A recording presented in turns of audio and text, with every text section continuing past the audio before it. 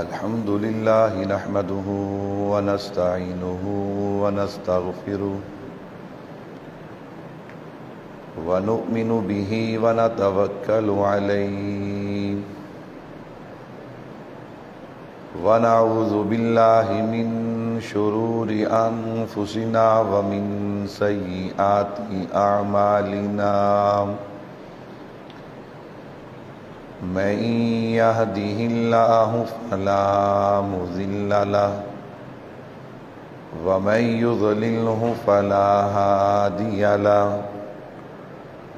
ونشهد أن لا إله إلا الله وحده لا شريك له ونشهد أن سيدنا ومولانا محمدا عبده ورسوله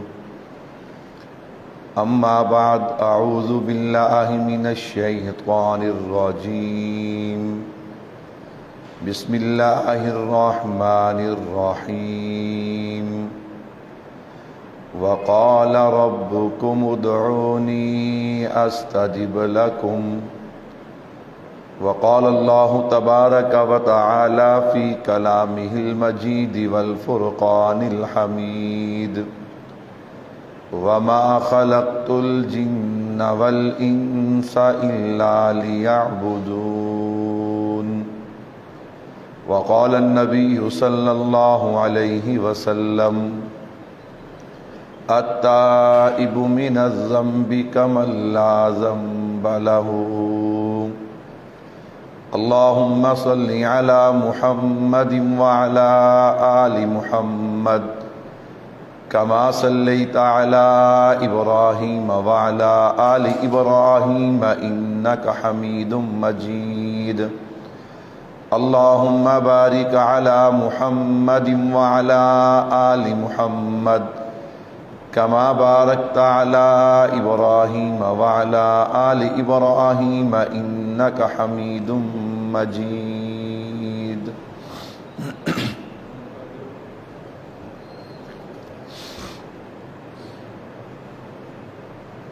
میرے نہایت ہی واجب الاحترام تشریف فرما عزیز بزرگوں دوستوں بھائیوں،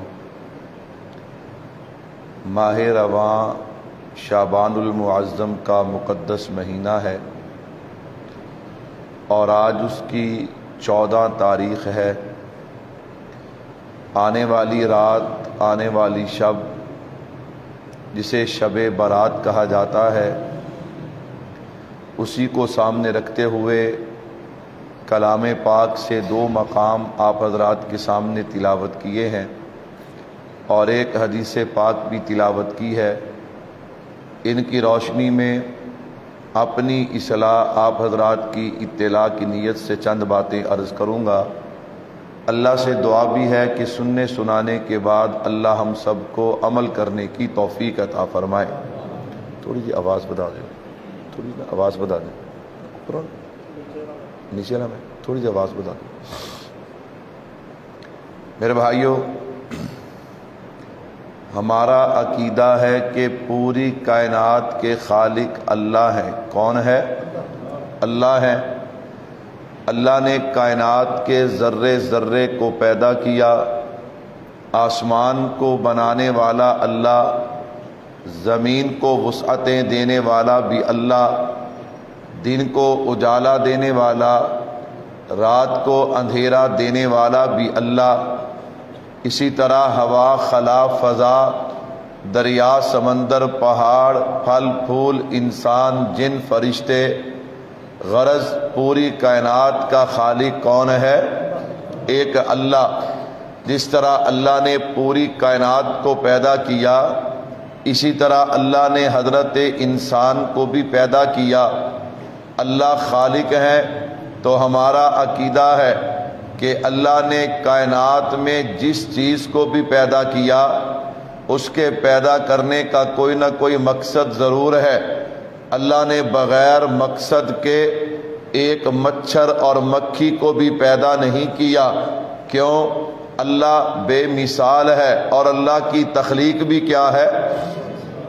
اس لیے یہ کیسے ہو سکتا ہے کہ کسی چیز کو میرا اللہ پیدا کرے اور اس کے پیدا کرنے کا کوئی مقصد نہ ہو۔ غرض اللہ نے کائنات کی تمام چیزیں جو پیدا کی ہیں، ہر چیز کے پیدا کرنے کا کوئی نہ کوئی مقصد۔ سوال پیدا ہوتا ہے، جب کائنات میں ایک مچھر اور مکھی بھی بغیر مقصد کے پیدا اللہ نے نہیں کیے، تو پھر انسان جس کے لیے یہ ساری بہاریں ہیں، جس کے لیے ساری رنگینیاں اور نعمتیں ہیں، اس انسان کے پیدا کرنے کا مقصد فرمایا وما خلقت الجن والانس الا لیعبدون۔ اللہ نے انسان اور جنوں کو اس لیے پیدا کیا کہ ان کے پیدا کرنے کا ایک ہی مقصد ہے، اور وہ مقصد ہے اللہ کی عبادت کرنا۔ وہ مقصد کیا ہے؟ اللہ کی عبادت کرنا۔ وما خلقت الجن والانس الا لیعبدون۔ اس پر بعض دفعہ ہمارے ذہنوں میں سوال پیدا ہوتا ہے، مولوی صاحب اگر ہمارا مقصد عبادت ہے اور دنیا کا اصول ہے جو چیز اپنے مقصد سے ہٹ جائے وہ مٹ جایا کرتی ہے، آپ دنیا کی کسی چیز کو لے لیں، جب وہ چیز اپنے مقصد سے ہٹ جائے، آپ کے پاس 1,00,000 1.5 لاکھ کا موبائل ہے لیکن اس میں ایسی خرابی پیدا ہو گئی، اب آپ کو مکینک نے کہا یہ صحیح ہونے والا نہیں، کاریگر نے کہہ دیا اب یہ بیکار ہے، اپنے مقصد سے ہٹا، وہی 1.5 لاکھ کا موبائل آپ بچوں کو دیتے ہیں، اب اسے اپنا کھلونا بنا لو، پہلے اپنے مقصد پہ تھا تو اس کا ایک نام اور وقار تھا، مقصد سے ہٹا تو مٹ گیا۔ تو پتا چلا جو چیز اپنے مقصد سے ہٹ جاتی ہے وہ مٹ جایا کرتی ہے۔ وما خلقت الجن والانس الا لیعبدون۔ انسان کا مقصد کیا ہے؟ اپنے اللہ کی عبادت کرنا۔ کیا کرنا؟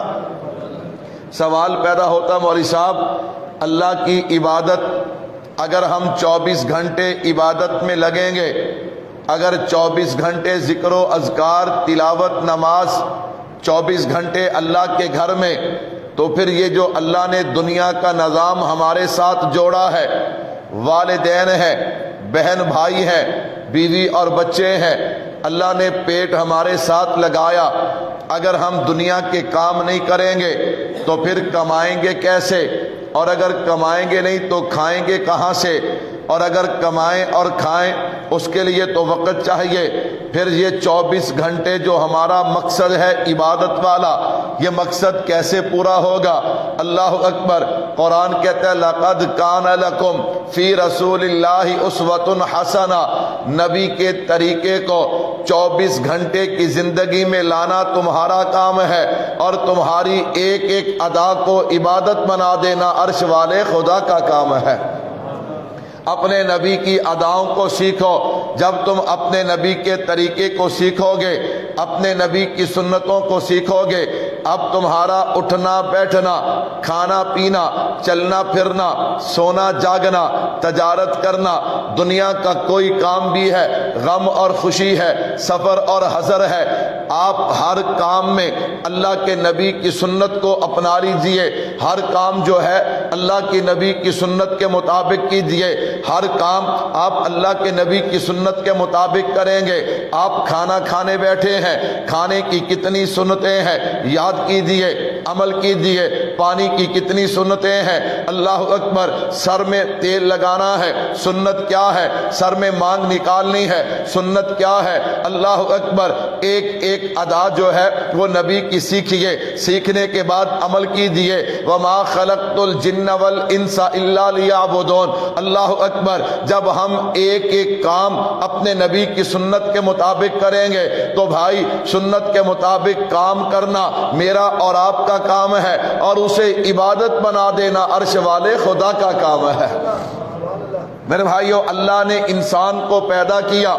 میں مختصر سی تمہید باندھ کے اپنے عنوان کو شروع کرنا چاہتا ہوں۔ انسان کے پیدا کرنے کا مقصد کیا ہے؟ اللہ کی عبادت ہے۔ اللہ خالق ہے۔ اللہ نے انسان کے اندر 2 طرح کا مادہ رکھا ہے، 2 طرح کی قوت رکھی ہے۔ وہ 2 طرح کا مادہ کون سا ہے؟ نمبر 1، انسان کے اندر نیکی کا مادہ بھی ہے۔ نمبر 2، انسان کے اندر گناہ کا مادہ بھی ہے۔ اور یاد رکھیے گا فرشتوں کے اندر نیکی کا مادہ تو ہے لیکن گناہ کا مادہ نہیں ہے، انسان میں نیکی کا مادہ بھی ہے، گناہ کا مادہ بھی ہے۔ ہاں فرشتے کو اشرف مخلوق نہیں کہا گیا، اشرف المخلوق کہا گیا تو انسان کو کہا گیا۔ کیوں؟ ایک آدمی میں ایک چیز میں گناہ کا مادہ ہی نہیں، اس میں صرف نیکی کا مادہ ہے، وہ گناہ نہ کرے اور نیکی کرے، یہ کوئی کمال نہیں ہے۔ اصل کمال یہ ہے کہ گناہ کا مادہ بھی موجود ہے، نیکی کا مادہ بھی موجود ہے، بندہ پھر گناہوں سے بچے، اللہ سے ڈرتا ہوا اور نیک اعمال کرے۔ اصل کمال تو یہ ہے۔ خیر توجہ کیجیے گا، انسان میں نیکی کا مادہ بھی ہے، برائی کا مادہ بھی ہے۔ انسان کو اللہ نے اختیار دیا ہے، یہ جو تیری چند سالہ زندگی ہے میں نے تجھے اختیار دیا ہے، راستے تیرے سامنے اللہ کے نبی نے دونوں بیان کر دیے، ایک نیکی کا راستہ ہے، ایک بدی کا راستہ ہے، اللہ اکبر، ایک ثواب کا راستہ ہے، ایک گناہ کا راستہ ہے، ایک کامیابی کا راستہ ہے، ایک ناکامی کا راستہ ہے، ایک جنت کا راستہ ہے، ایک جہنم کا راستہ ہے۔ انسان تجھے دونوں راستے بتا بھی دیے ہیں، تجھے سمجھا بھی دیے ہیں اور تجھے عقل سلیم بھی دی ہے، تو اپنی عقل کے ساتھ سمجھتا بھی ہے، تجھے پتا بھی ہے یہ راستہ نیکی کا ہے، یہ راستہ برائی کا ہے۔ اللہ اکبر، سننا میرے بھائیوں، اگر کوئی انسان بہک جائے، شیطان کی بات مان لے، نیکی کے راستے کو چھوڑ کے برائی کے راستے پہ چل پڑے، اب کیا کرے، اب کہاں پہ جائے؟ توجہ کیجیے گا، پہلی امتوں کی طرح نہیں، اللہ نے نبی کی نسبت سے اس امت کو بہت سے اعزاز دیے ہیں، بہت سی خصوصیات دی ہیں۔ اللہ اکبر، فرمایا بندے اگر تو غلطی کے ساتھ گناہ کے راستے پہ چل پڑے اور پھر تجھے کوئی ایسا موقع نصیب ہو کہ تو لوٹنا چاہے تو تو لوٹ سکتا ہے، جب تک تیری سانسیں چل رہی ہیں، جب تک موت کا فرشتہ آ نہیں جاتا، جب تک سکرات لگ نہیں جاتی، اس وقت تک تیرے پاس وقت ہے۔ اگر تو لوٹنا چاہے، اللہ میں گناہوں کے راستے پہ چلا، سال نہیں، 2 سال نہیں، 5 سال نہیں، 10 سال نہیں، مجھے تو عرصہ ہو گیا، میں نیکی کا راستہ چھوڑ کے میں گناہوں کے راستے پہ چلا، لیکن اب لوٹنا چاہتا ہو، اب لوٹنا چاہتا ہو، قربان جاؤں، صدا آتی ہے وَقَالَ رَبُّكُمُ ادْعُونِي أَسْتَجِبْ لَكُمْ، او میرے بندے پکارنا تیرا کام ہے، معافی مانگنا تیرا کام ہے، قبول کر لینا عرش والے خدا کا کام ہے۔ وَقَالَ رَبُّكُمُ ادْعُونِي أَسْتَجِبْ لَكُمْ، آئیے آج ہی سے، ابھی رمضان میں وقت باقی ہے، آج ہی سے تیاری شروع کریں۔ ہاں آج سے نہیں، اللہ کے نبی تو تیاری شروع کرتے تھے رجب سے۔ کس سے شروع کرتے تھے؟ صحابہ کرام تیاری شروع کرتے تھے رجب سے۔ اللہ اکبر، رجب شعبان 2 مہینے تیاری کے، اور ہمارے ہاں کیا ہوتا ہے، ادھر رمضان شروع ہوتا ہے، ادھر ہم تیاری شروع کرتے ہیں، پھر رمضان گزر جاتا ہے اور ابھی ہم پوری طرح تیار بھی نہیں ہوتے، پھر ہم کہتے چلو کوئی حال نہیں، اگلے سال سے ہی۔ اگلے بہت سے ایسے لوگ تھے جن کا ارادہ تھا چلو آئندہ سال نہیں تو اگلے سال سے ہی۔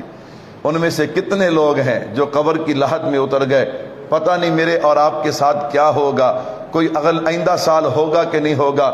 اللہ سے دعا ہے اللہ جو 15 دن باقی ہیں عافیت کے ساتھ ہمیں رمضان تک پہنچائے، اور جب رمضان نصیب ہو جائے اللہ ہمیں اس رمضان کو اپنی زندگی کا سب سے قیمتی ترین رمضان بنانے کی توفیق عطا فرمائے۔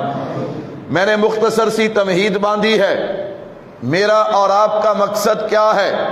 وَمَا خَلَقْتُ الْجِنَّ وَالْإِنسَ إِلَّا لِيَعْبُدُونَ۔ اور میرے بھائی جو اس مقصد سے غافل ہے وہ دنیا کا جتنا مرضی مال جمع کر لے، دنیا کا مال کوئی بری چیز نہیں ہے۔ اگر بری چیز ہوتی تو ہمیں یوں نہ سکھایا جاتا ربنا آتنا فی الدنیا حسنۃ وفی الآخرۃ حسنہ۔ دنیا کا مال بری چیز نہیں، بری چیز اس وقت ہے کہ جب وہ قبر کو بھلا دے، اللہ کے احکامات کو بھلا دے، آخرت کی فکر کو بھلا دے، نماز چھوڑا دے، اللہ اکبر، فرائض چھوڑا دے، پھر وہ بری چیز ہے، پھر خطرناک ہے۔ اور اگر وہ جناب دین کے تابع اللہ بندے کو دنیا بھی عطا کر دیں، یہ تو سونے پہ سہاگا ہے نا کہ اللہ دین بھی دے اور ساتھ دنیا بھی عطا کرے۔ تو خیر بھائیو توجہ کیجیے گا، میں اور آپ گناہوں کی دلدل میں پھنس گئے، اب میں اور آپ لوٹنا چاہتے ہیں، ہمیں کیا کرنا ہے؟ ہمیں سب سے پہلا کام یہ کرنا ہے، ہم نے اپنے اللہ کی طرف رجوع کرنا ہے، ہم نے اپنا دامن اپنے رب کے سامنے پھیلانا ہے۔ وَقَالَ رَبُّكُمُ ادْعُونِي أَسْتَجِبْ لَكُمْ، ہم نے اپنے رب سے مانگنا ہے۔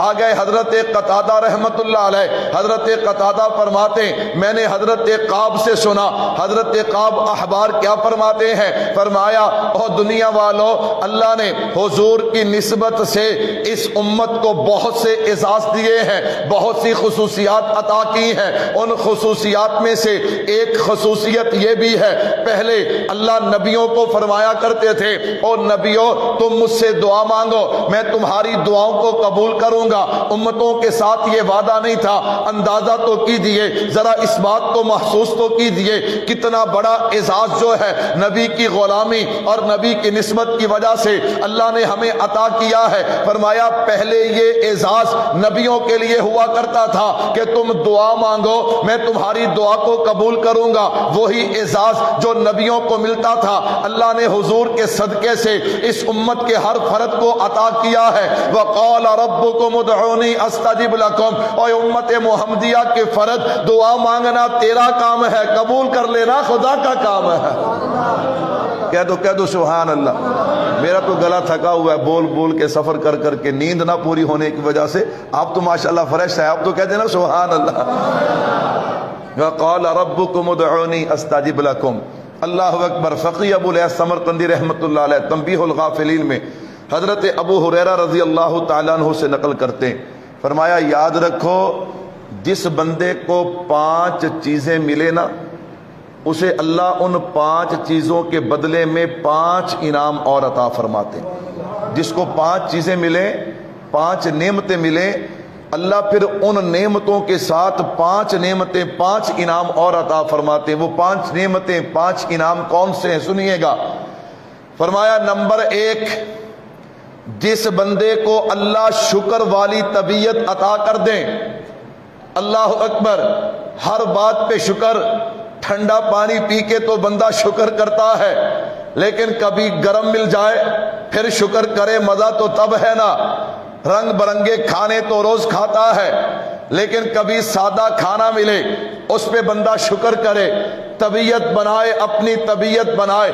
اللہ اکبر، کہ اللہ جس حال میں بھی رکھے الحمدللہ الحمدللہ، ہماری زبان پہ کبھی اللہ کا شکوہ اور شکایت نہیں آنی چاہیے۔ طبیعت بنا لیجئے، اللہ کی کوئی نعمت استعمال کریں، آغاز بسم اللہ سے کریں، اختتام الحمدللہ پہ کریں، پھر دیکھیے یہ چھوٹا سا وظیفہ آپ کی زندگی میں کتنا بڑا انقلاب لے کے آتا ہے۔ ذرا اسے کر کے تو دیکھیے نا۔ فرمایا جو بندہ شکر کرتا ہے، قربان جاؤ یہ نعمت ہے، دولت ہے۔ یہاں بندے بڑی بڑی نعمتیں استعمال کرتے جاتے ہیں، لیکن زبان پہ پھر بھی شکوے شکایت ہوتے ہیں، اس میں یہ کمی ہے، اس میں یہ کمی ہے، اس میں یہ ہو گیا، ایسا ہوتا تو ایسا ہونا چاہیے تھا۔ جانے دے، اللہ نے جو دیا ہے اس پہ شکر ادا کر۔ تو بھائی شکر بھی ہر کسی کو نصیب نہیں ہوتا، یہ نعمت ہے، نعمت ہے، دولت ہے، اعزاز ہے۔ فرمایا حضرت ابو ہریرہ رضی اللہ تعالیٰ عنہ نے فرمایا جو بندہ نعمت پہ شکر کرے انعام یہ ملتا ہے، اللہ اس کی نعمت میں اور اضافہ فرما دیتے ہیں۔ حضرت دلیل کیا ہے؟ فرمایا دلیل قرآن ہے، لَإِن شَكَرْتُمْ لَأَزِيدَنَّكُمْ، بندے شکر کرنا تیرا کام ہے، نعمت میں اضافہ کر دینا خدا کا کام ہے۔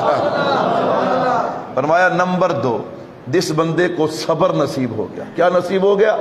صبر نصیب ہو گیا، اسے انعام یہ ملے گا، اللہ اسے قیامت والے دن بغیر حساب کتاب کے جنت میں داخل فرما دیں گے۔ حضرت دلیل کیا ہے؟ فرمایا دلیل قرآن ہے۔ اللہ فرماتے انما یوفی الصابرون اجرہم بغیر حساب، جس دنیا میں رہتے ہوئے کسی انسان پر کوئی تکلیف آئی، کوئی پریشانی آئی، حتیٰ کہ چلتے ہوئے اگر تلوے میں کانٹا چبھا، یار کیسا اعزاز ہے کیسی نسبت ہے پیارے پیغمبر صلی اللہ علیہ وسلم کی، اللہ کو نبی کی امت سے کتنا پیار ہے۔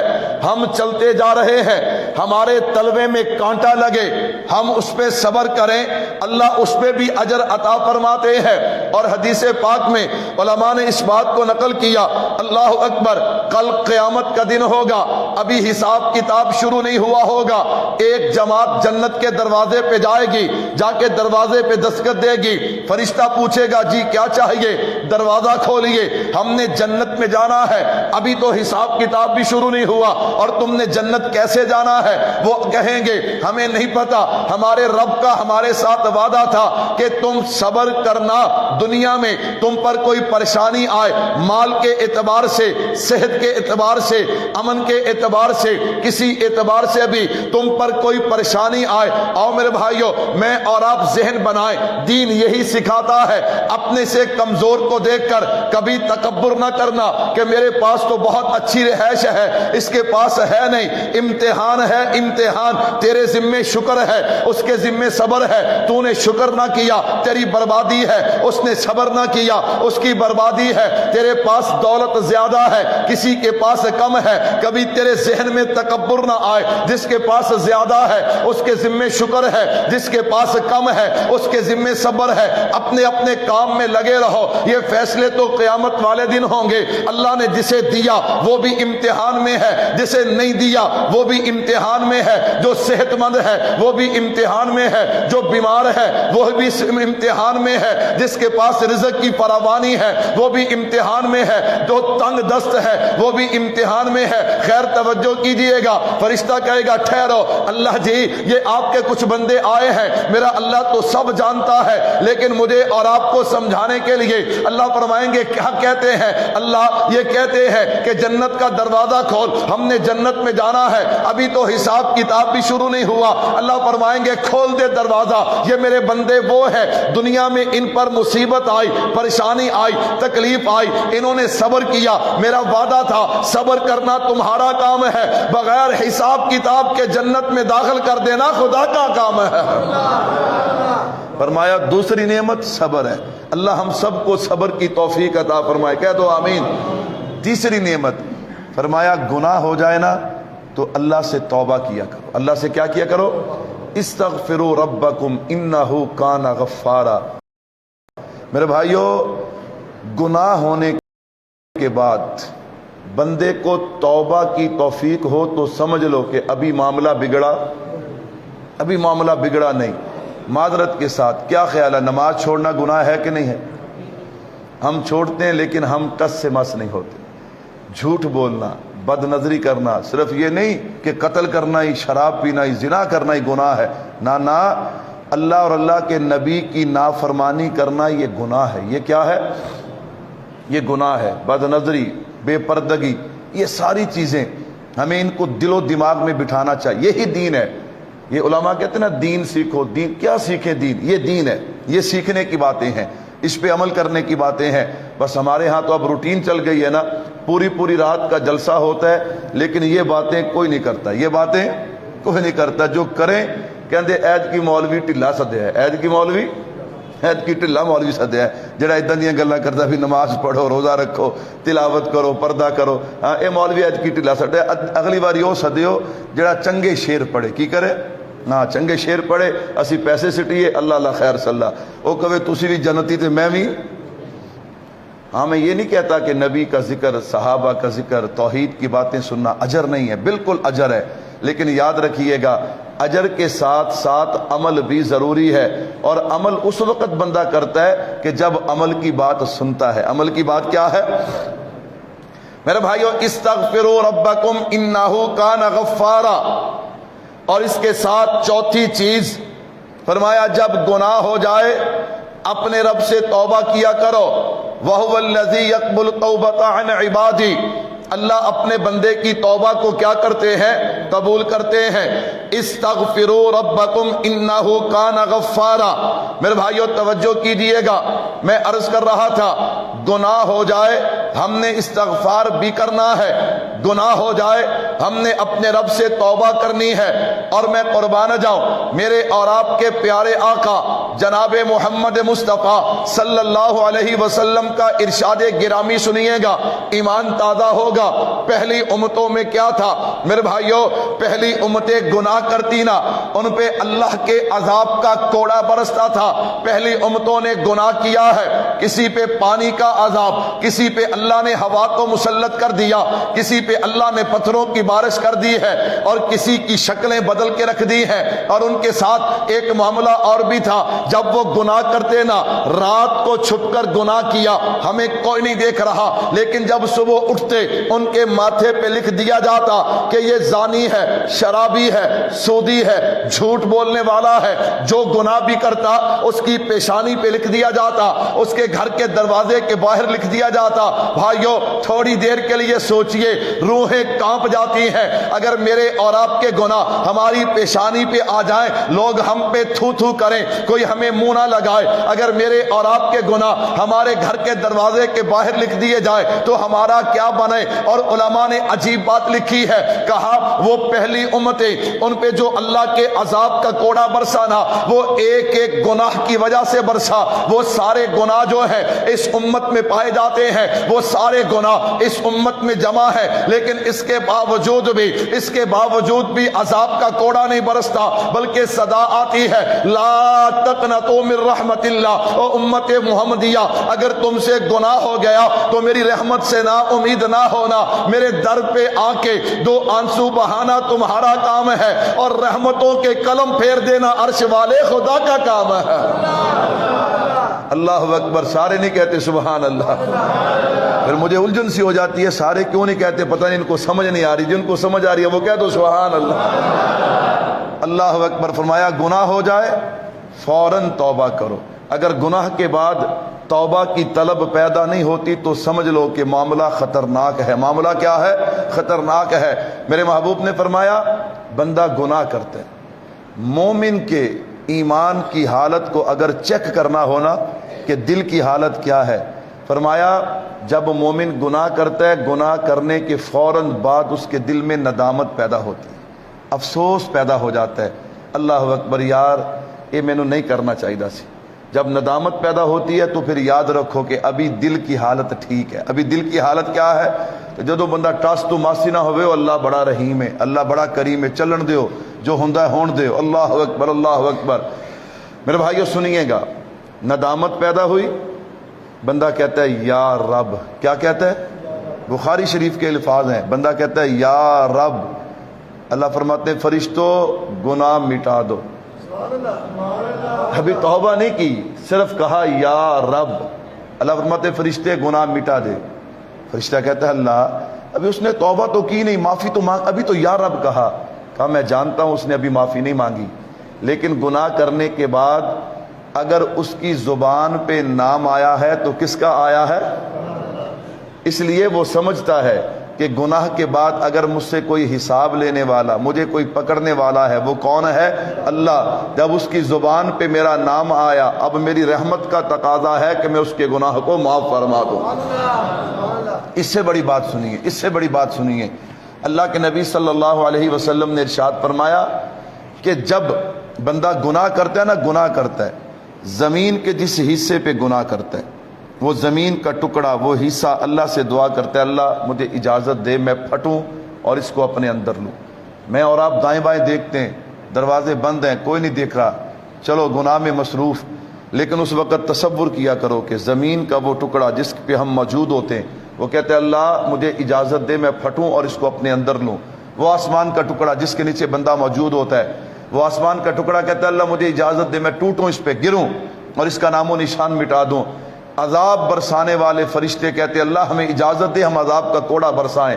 میرے رب کا جواب سنیے گا، اللہ فرماتے زمین آسمان فرشتوں اس کے خالق تم ہو کہ میں ہوں؟ اس بندے کو پیدا تم نے کیا کہ میں نے کیا؟ اللہ خالق تو آپ ہیں، مالک تو آپ ہیں، پھر یہ میرا اور میرے بندے کا معاملہ ہے۔ کوئی بات نہیں، آج اس نے گناہ کیا، کوئی صبح، کوئی شام، کوئی دوپہر، کوئی رات تو ایسی آئے گی اسے مجھ سے حیا آئے گا۔ زمین و آسمان فرشتوں گواہ ہو جاؤ، معافی مانگنا اس کا کام ہوگا، معاف کر دینا خدا کا کام ہوگا۔ استغفروا ربکم انہ کان غفارا۔ اللہ اکبر۔ وَهُوَ الَّذِي يَقْبَلُ التَّوْبَةَ عَنْ عِبَادِهِ۔ حضرت ابو ہریرہ رضی اللہ تعالیٰ عنہ فرماتے پانچویں نعمت کون سی ہے؟ فرمایا پانچویں نعمت ہے اللہ کے دربار سے مانگنا، اللہ کے سامنے التجا کرنا، اپنے دامن کو پھیلانا۔ فرمایا یہ پانچویں نعمت ہے۔ اللہ اکبر۔ حضرت اگر ہم اللہ کے دربار سے مانگیں گے پھر کیا ہوگا؟ وَقَالَ رَبُّكُمُ ادْعُونِي أَسْتَجِبْ لَكُمْ۔ فرمایا انعام یہ ہے، اللہ فرماتے بندے مانگنا تیرا کام ہے، قبول کر لینا عرش والے خدا کا کام ہے۔ اللہ اکبر۔ حضرت جابر رضی اللہ تعالی عنہ، حضرت جابر فرماتے اللہ کے نبی نے فرمایا میرے صحابہ میں تمہیں ایک چیز بتاؤں جو تمہیں اپنے دشمنوں سے محفوظ کر دے اور اللہ سے بہت زیادہ رزق لے کے دے۔ اللہ کے نبی ضرور بتائیے۔ فرمایا وہ دعا ہے، کثرت کے ساتھ اپنے رب سے دعا مانگا کرو، اللہ دشمنوں سے بھی محفوظ کر دیں گے، اللہ رزق حلال بھی برکت والا عطا کر دیں گے۔ اللہ کے نبی نے ایک جگہ یوں ارشاد فرمایا کہ جس بندے پہ دعا کھول دی گئی، کیا کھول دی گئی؟ دعا کھول دی گئی، یعنی اچھے طریقے سے توجہ کے ساتھ جس بندے کو دعا مانگنا نصیب ہو گئی، فرمایا جس پہ دعا کھل گئی اس پہ قبولیت کے دروازے کھل گئے۔ ایک روایت میں یوں فرمایا جس پہ دعا کھل گئی اس پہ رحمت کے دروازے کھل گئے، جس پہ دعا کھل گئی فرمایا اس پہ جنت کے دروازے کھل گئے۔ میرے بھائیوں سنیے گا، وَقَالَ رَبُّكُمُ ادْعُونِي أَسْتَجِبْ لَكُمْ۔ اللہ سے مانگتے وقت اللہ کی ذات پہ یقین کیسا ہونا چاہیے، اللہ کی ذات پہ بھروسہ کیسا ہونا چاہیے؟ علماء نے واقعہ نقل کیا، حضرت ابو عثمان رحمت اللہ علیہ ایک بڑے عظیم انسان، اللہ والے نیک انسان گزرے ہیں، بیمار ہو گئے۔ آپ کا زمانہ اور حضرت حسن بصری کا زمانہ ایک ہے رحمت اللہ علیہ۔ حضرت حسن بصری کو پتا چلا، تیمارداری کے لیے چلے۔ سنیے گا، ایمان تازہ ہوگا، بات سمجھ آئے گی۔ اللہ اپنی ذات سے مانگنے کا شوق نصیب فرمائیں گے، لیکن جب اللہ سے مانگنا ہے تو اس انداز، اس نظریے کے ساتھ، اللہ اکبر، مضبوط عقیدے کے ساتھ اللہ سے مانگنا ہے۔ حضرت حسن بصری رحمت اللہ علیہ حضرت ابو عثمان رحمت اللہ علیہ کی تیمارداری کے لیے چلے گئے۔ لوگوں کو پتا چلا کہ حضرت حسن بصری آئے ہیں رحمت اللہ علیہ۔ لوگ جمع ہونا شروع ہو گئے کہ اللہ والے کی زیارت کرنا بھی ثواب ہے۔ لوگ جمع ہوئے نا، حضرت نے حضرت ابو عثمان کو فرمایا آپ بیمار ہیں، اور اللہ کے نبی نے فرمایا بیمار سے دعا کروایا کرو، اللہ بیماروں کی دعا کو جلدی قبول کرتے ہیں، آپ ہمارے لیے دعا کر دیجئے نا۔ حضرت ابو عثمان رحمت اللہ علیہ نے ہاتھ اٹھائے، اللہ کی حمد و ثنا بیان کی ہے، پیارے پیغمبر کی ذات اقدس پہ درود پاک پڑا ہے۔ جس دعا میں درود پاک شامل ہو جائے وہ اللہ کے دربار میں ضرور پہنچتی اور قبول ہوتی ہے۔ میرے بھائیو سنیے گا، پھر آپ نے دعا مانگی، جب آپ نے دعا مانگی نا، دعا کو ختم کیا، آپ نے ارشاد فرمایا لوگو مبارک ہو، اللہ کی قسم اللہ نے تمہاری دعا کو قبول کر لیا۔ حضرت حسن بصری رحمت اللہ علیہ حضرت نے اعتراض کیا، کہا حضرت آپ یہ کیا کہہ رہے ہیں، آپ نے تو قسم اٹھا دی، ہاں یوں تو ٹھیک ہے اللہ آپ کی دعا کو قبول کریں گے انشاءاللہ، اللہ نے دعا کو قبول کر لیا، آپ نے تو قسم اٹھا دی، آپ اللہ کی ذات پہ قسم کیسے اٹھا سکتے ہیں؟ جواب سنیے گا، ایمان تازہ ہوگا۔ حضرت ابو عثمان فرماتے ہیں حسن بصری تو عالم ہے، نیک ہے، اگر مجھے پتا چلے نا کہ تو نے کسی جگہ پہ کوئی بات کہی ہے، وہ بات میرے تک پہنچ جائے، میں تیری بات پہ قسم اٹھانے کو تیار ہو۔ کیوں؟ میں جانتا ہوں حسن بصری کبھی جھوٹ نہیں بولتا۔ کہا اگر انسان کی بات پہ قسم اٹھائی جا سکتی ہے تو رب رحمان کی بات پہ قسم کیوں نہیں اٹھائی جا سکتی؟ یہ انسان کا اعلان نہیں ہے، یہ رب رحمان کا اعلان ہے۔ وقال ربکم ادعونی استجب لکم، بندے دعا مانگنا تیرا کام ہے، قبول کر لینا خدا کا کام ہے۔ کہتا مولوی صاحب پھر گل تے الٹے، سانو تک کئی سال ہو گئے منگدے ہویا پر ساڑی قبول ہے، ساڑی قبول ہے۔ میں نے کہا چلو میں اس کے دو جواب دیتا ہوں۔ کتنے جواب دیتا ہوں؟ دو جواب دیتا ہوں۔ پہلا جواب سنیے گا، اللہ اکبر۔ ہمارے بزرگوں میں سے حضرت ابراہیم بن ادہم، سب کہہ دو رحمت اللہ علیہ، حضرت بصرہ تشریف لے گئے۔ وہاں پہ لوگ جمع ہوئے، پہلے عادت تھی لوگوں کی، ہونٹے لوگ کی کہندے بھی مولویاں تو بچو، مولویاں تو بچو۔ میں نے کہا مولویوں کا پھر بھی کچھ نہیں جانا، نقصان آپ کا ہے۔ نقصان کیا ہے؟ آپ کا ہے۔ اللہ اکبر۔ اور یہ ایک سازش ہے علماء سے امت کو علماء سے دور کرنا۔ کیوں؟ علماء نبی کے وارث ہیں۔ علماء نبی کے کیا ہیں؟ وارث ہیں۔ اس لیے آپ کو اندازہ نہیں، مجھے اندازہ نہیں، لیکن جو دین کے دشمن ہیں نا انہیں اندازہ ہے یہ امت علماء سے جتنی جڑے گی اس امت کو کتنے فائدے نصیب ہوں گے۔ خیر توجہ رکھنا، لوگ جمع ہوئے، سوال و جواب شروع ہو گئے، کسی نے کوئی مسئلہ، کسی نے کوئی مسئلہ۔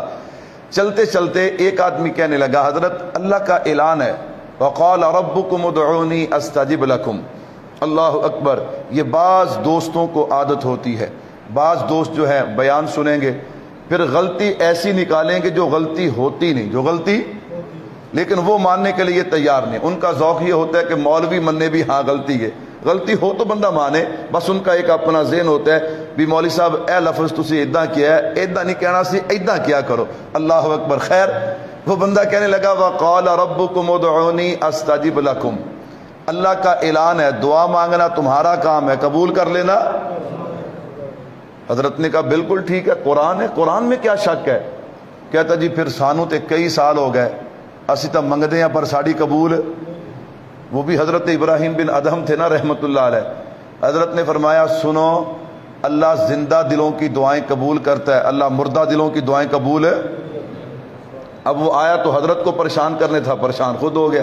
اس نے کہا جی زندہ دل مردہ دل، فرمایا میں 10 نشانیاں بتاتا ہوں جس میں یہ نشانیاں پائی جائیں اس کا دل مردہ ہے۔ اس کا دل کیا ہے؟ فرمایا نمبر 1، تم اللہ کو مانتے ہو لیکن اللہ کی نہیں مانتے۔ کیا مطلب؟ تم کہتے ہو کہ اللہ ہے لیکن جو اللہ کا حکم ہے وہ نہیں مانتے۔ نمبر 2، نبی کی محبت کا نعرہ لگاتے ہو لیکن جب سنت پہ عمل کی باری آتی ہے پھر دوڑ جاتے ہو۔ قرآن کریم کی تلاوت تو کرتے ہو، قرآن سنتے تو ہو لیکن قرآن کے حلال کو حلال نہیں جانتے، قرآن کے حرام کو حرام نہیں جانتے۔ نمبر 4، اللہ کی نعمتیں کھاتے ہو، شکر ادا نہیں کرتے۔ نمبر 5، شیطان کو اپنا دشمن کہتے ہو پھر بھی شیطان کے راستے پہ چلتے ہو۔ نمبر 6، جنت برحق مانتے ہو، تیاری نہیں کرتے، جہنم برحق مانتے ہو، دور نہیں بھاگتے، موت برحق مانتے ہو، اس کے لیے تیاری نہیں کرتے۔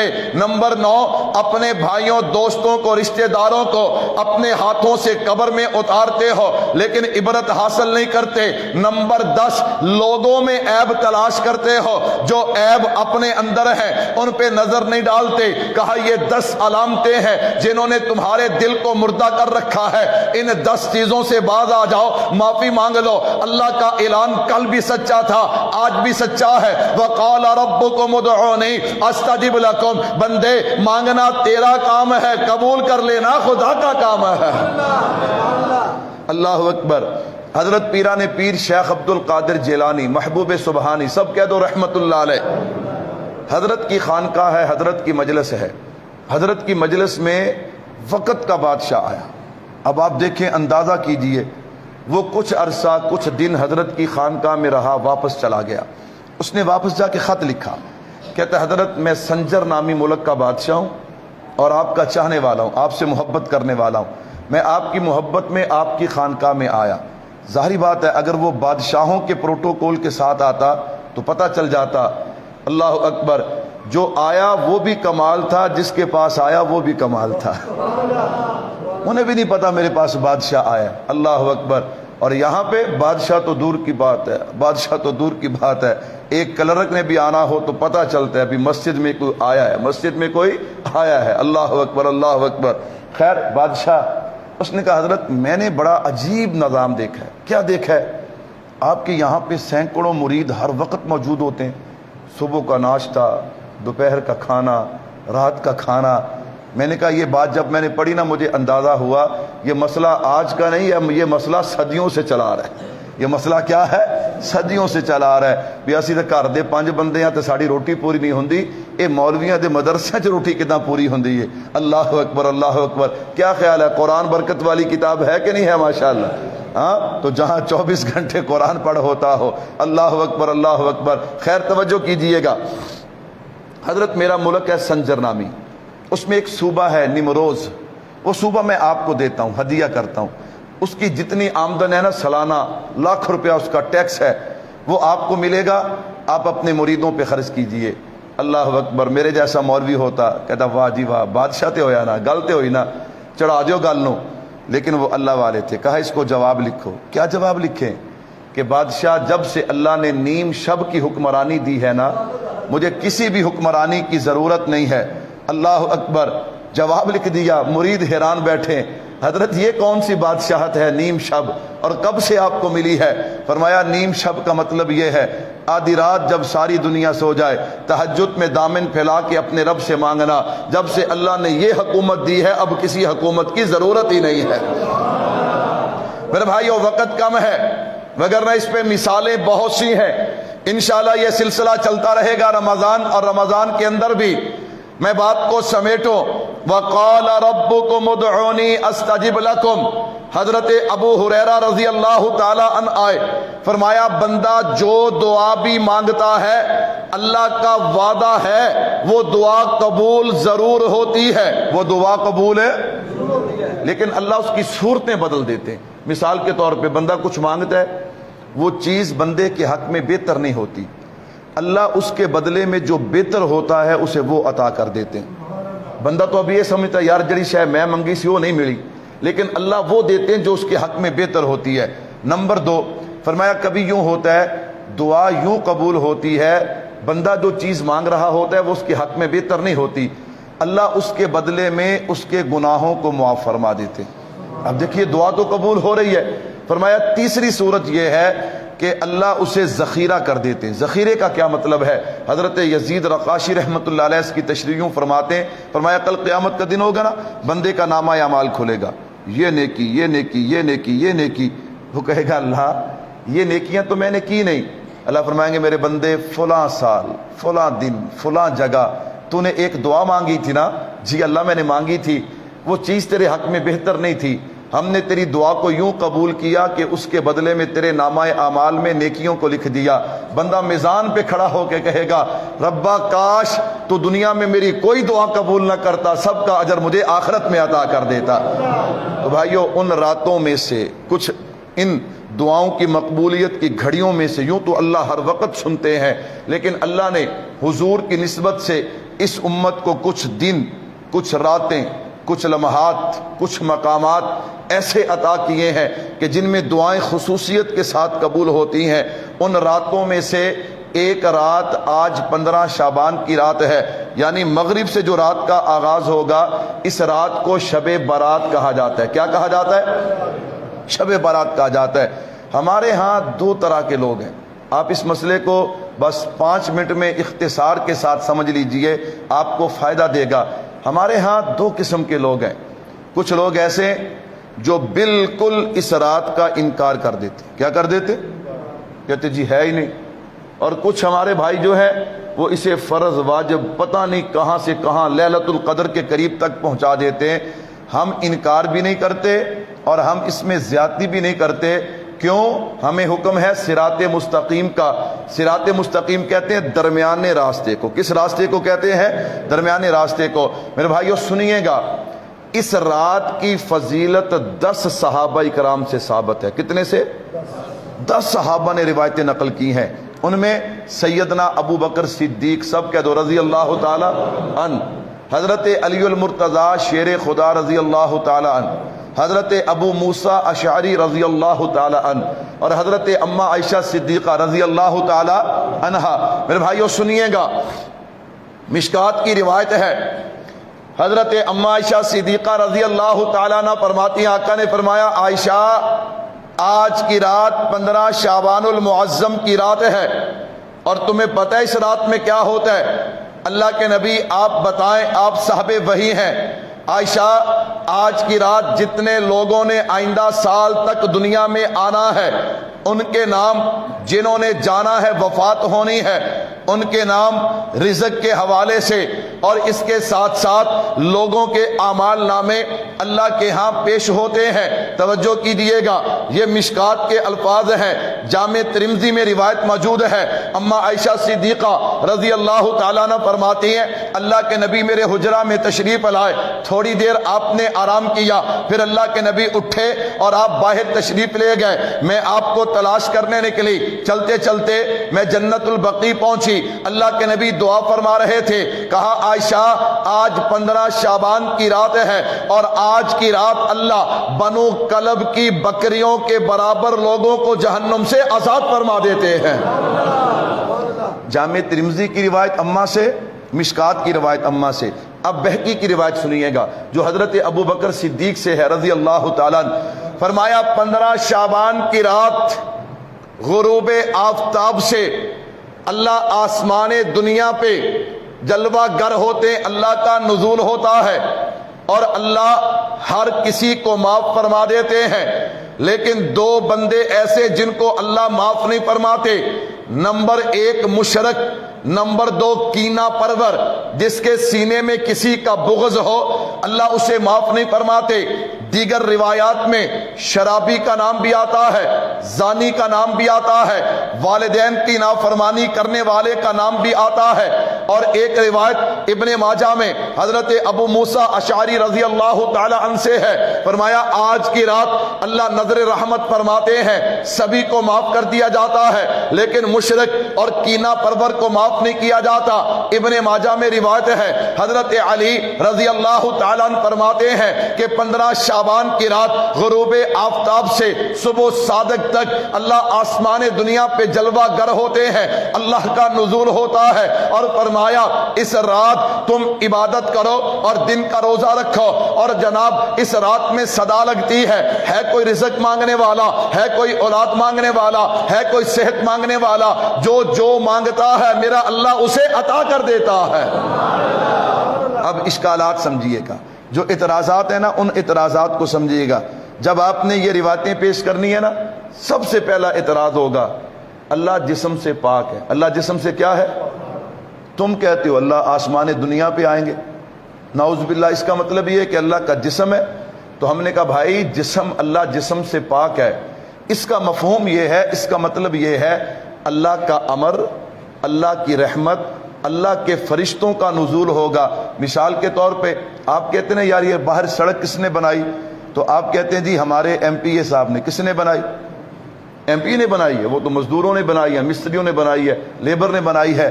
ہاں کام انہوں نے کیا ہے لیکن حکم کس کا ہے؟ ایم پی اے کا۔ تو پھر اسی طرح نزول کا اشارہ اللہ کی طرف ہے، لیکن اس سے مراد اللہ کی رحمت کا نزول ہے، فرشتوں کا نزول ہے۔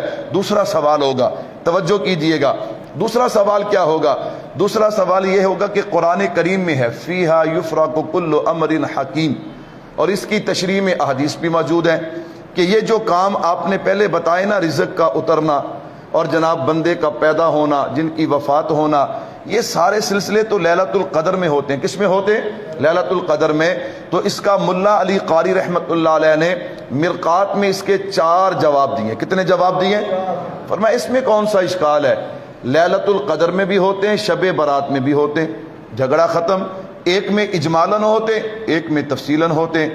فرمایا جناب یوں ہوتا ہے، ایک میں دنیا کے اعتبار سے، ایک میں آخرت کے اعتبار سے۔